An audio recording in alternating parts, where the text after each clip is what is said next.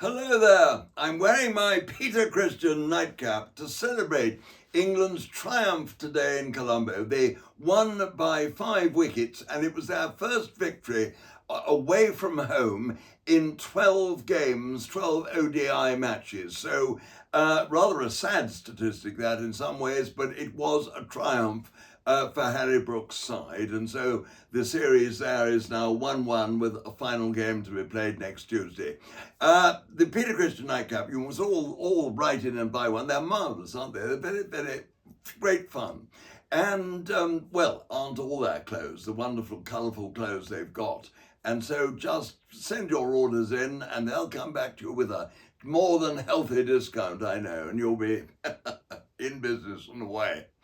Now, let's go to Colombo. It was a great triumph for England, this. And I must say, it got off to a bad start when Sri Lanka won the toss for the second match in succession and decided to bat. It was a pitch which was obviously going to take a lot of spin, and both sides were packed with spinners. And in fact, it was not a particularly good pitch because it spun unevenly. Some balls turned a long way, others hardly turned at all, and some went straight through. You never quite knew what was going to happen. Joe Root said afterwards, when he won the Man of the Match award for his 75, that it was not a good pitch for an ODI. Harry Brook, the captain, went much further than that. He said it was the worst pitch I've ever played on, which I thought was probably rather overstating the case and was a little bit harsh on his Sri Lankan hosts, but there we are. Anyway, Sri Lanka won the toss. They went into bat, and they didn't get off to a particularly good start. They lost their openers quite soon before they got the score to 50.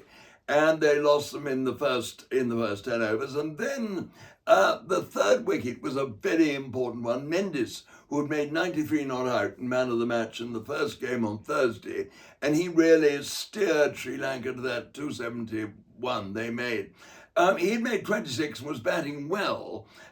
When he played a ball away to square on the offside, it was well fielded by Jacks, who whipped it back to Butler. Well, now, Mendes called for a run and got jolly nearly halfway down the pitch, or a third the way down anyway, when his partner sent him back, and he couldn't get back. The throw came in too quickly, Butler had the bails off, and he was out he was comfortably out anyway.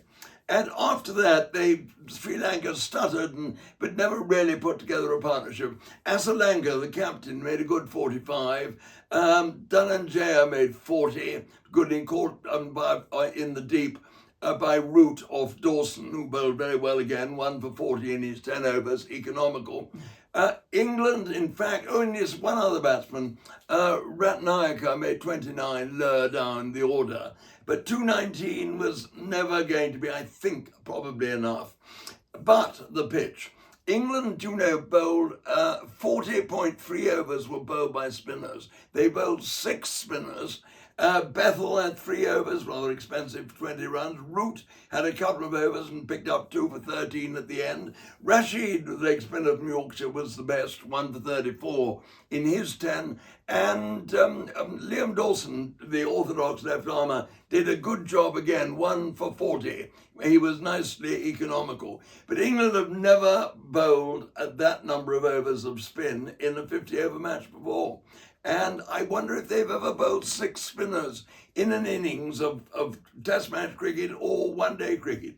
I think they may well not have done. So that could be an interesting record. Anyway, England went in and they lost Rian Ahmed, who was elevated from 7 or 8 to open the batting in place of Zach Crawley, who was not fit. He was not fit for selection.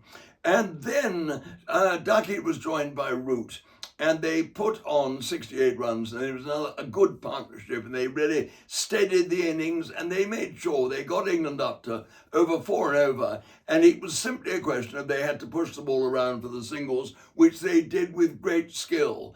And Sri Lanka really found it difficult to know what to do.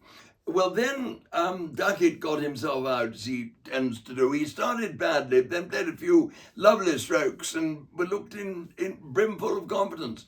But Vanderlei, the leg spinner, the most dangerous of their spinners, bowled for him, and he made room to cut. The ball turned onto him, as he should have expected, and he was bowled.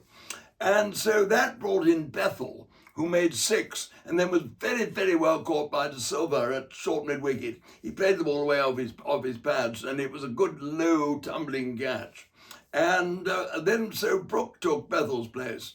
Started uncertainly, then he and Root had a very, very good stand, which was not far short of 100.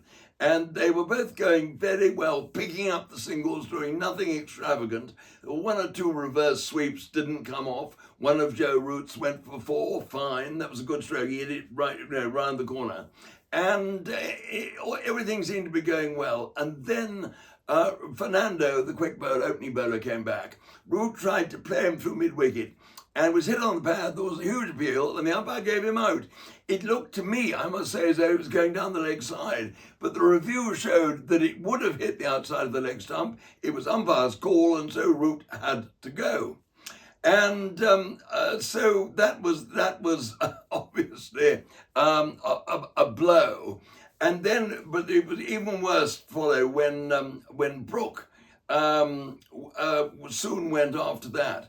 He played really a rather naughty sweep, I thought. There was no need at that stage to an absolutely straight ball, and that was Vanderlei as well, and he was plumb LBW, didn't ask for a review or anything. Well, Root and Brooke going, England's nerves came back. But in the end, they were taken home by Jos Buttler, who came in and played with great authority right from the word go. He hit the ball in the middle of the bat from the start, played 1 or 2 uppish strokes and just missed the fielders or went over their heads.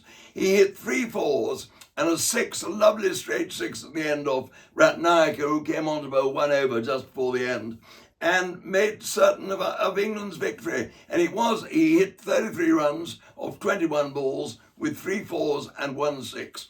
And it was actually left to Will Jacks to seal the victory when he played a lovely stroke against Fernando. He first of all played him down to fine leg for 2, and then with the scores level, he played the next ball firmly off his legs through mid-wicket for 4, and England had won, and the series was 1-1. And what a great game we're all going to be able to come back for next Tuesday. Terrific.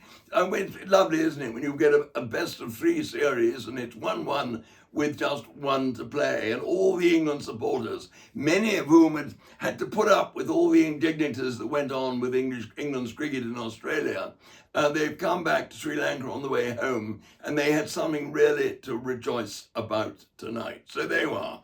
Now, England won by 5 wickets, and it was fantastic. And I know all you Peter Christian fans are going to write in and buy this lovely, lovely nightcap. It's great fun, isn't it? It really is. Anyway, write in and have a look at their website, and look at all their lovely garments, and there you are. You'll be up and away, and as I say, a discount will be coming your way.